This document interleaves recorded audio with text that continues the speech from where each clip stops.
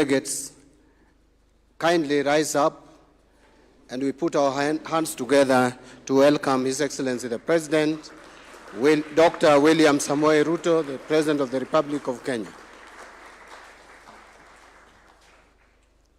Thank you very much. Let's take our seats.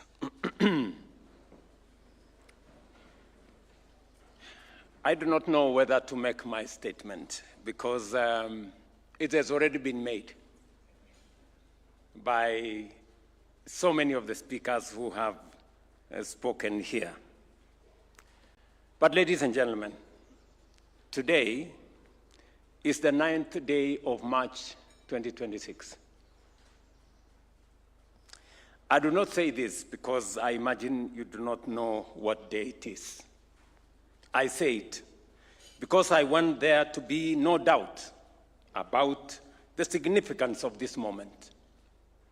Years from now, we will look back on this day as a turning point in the journey of our nation's transformation. Today, I have signed into law the National Infrastructure Fund. For too long, Kenya has been a nation of great ambition without the financial resources to match it. We have known that what we must build, including roads, railways, ports, power, housing, and irrigation, yet too often, the means to achieve them remained beyond our reach. But Kenya has never been a nation defined by limitation. The generations before us fought for independence, democracy, human rights, and the rule of law.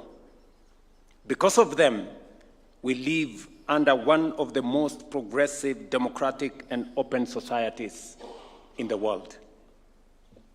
Our Constitution guarantees healthcare, housing, food, water, education, and social security as fundamental rights, but rights written on paper must be delivered in reality.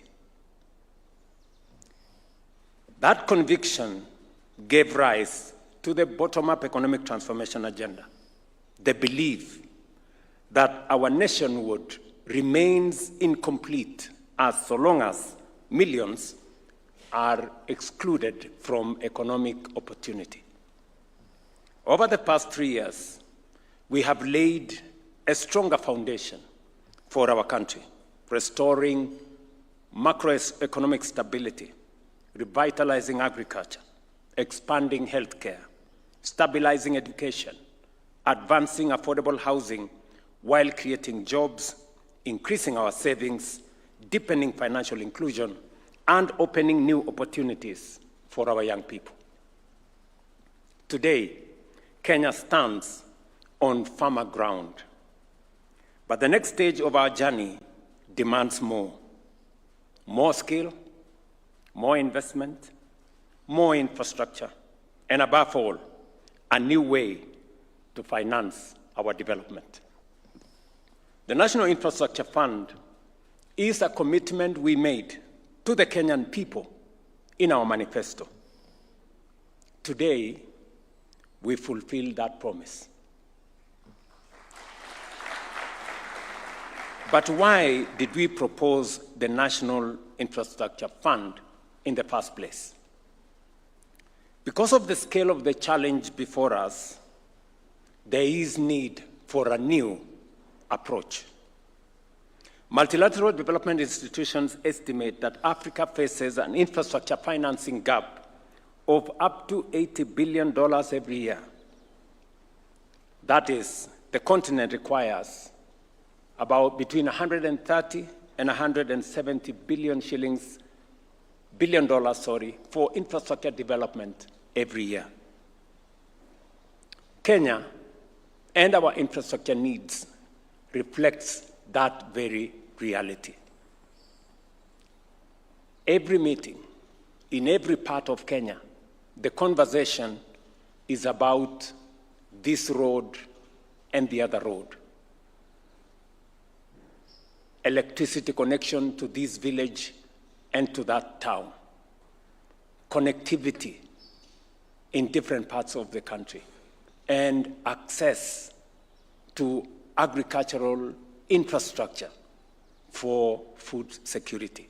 Every meeting in every part of Kenya speaks to those issues.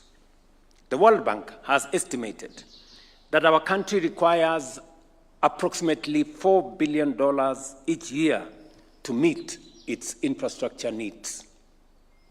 A decade ago, Africa, Kenya included, believed it had found a once-in-a-generation opportunity to accelerate infrastructure development. Global interest rates were historically low following the global financial crisis.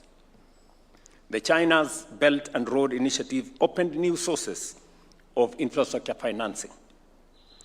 But we did not fully anticipate the risks of relying so heavily on sovereign debt.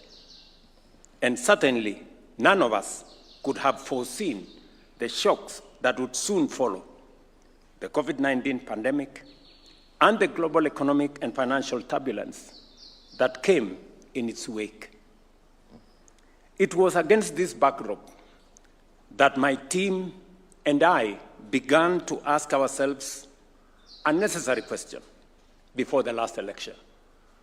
We spent a lot of time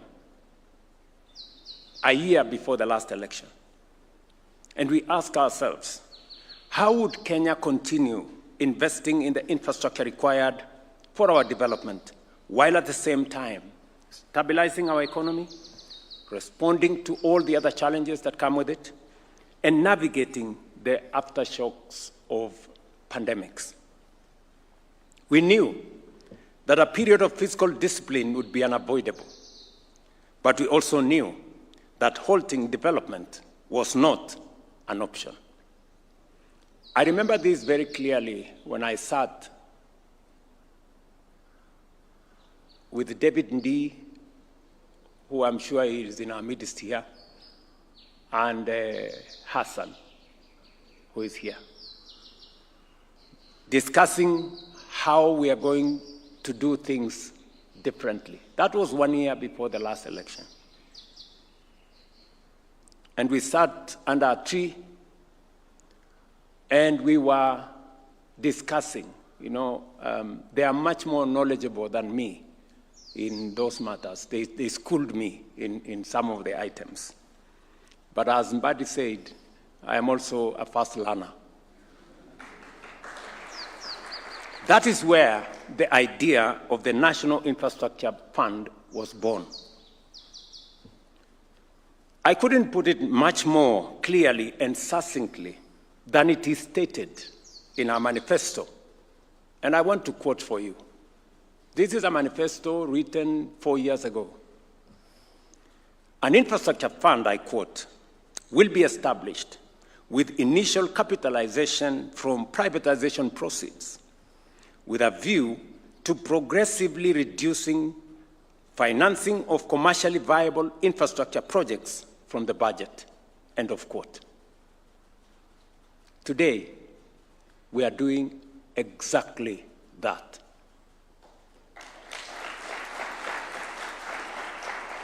The National Infrastructure Fund is here, and tomorrow in the morning at 8, I will be at the NSC to ring the bell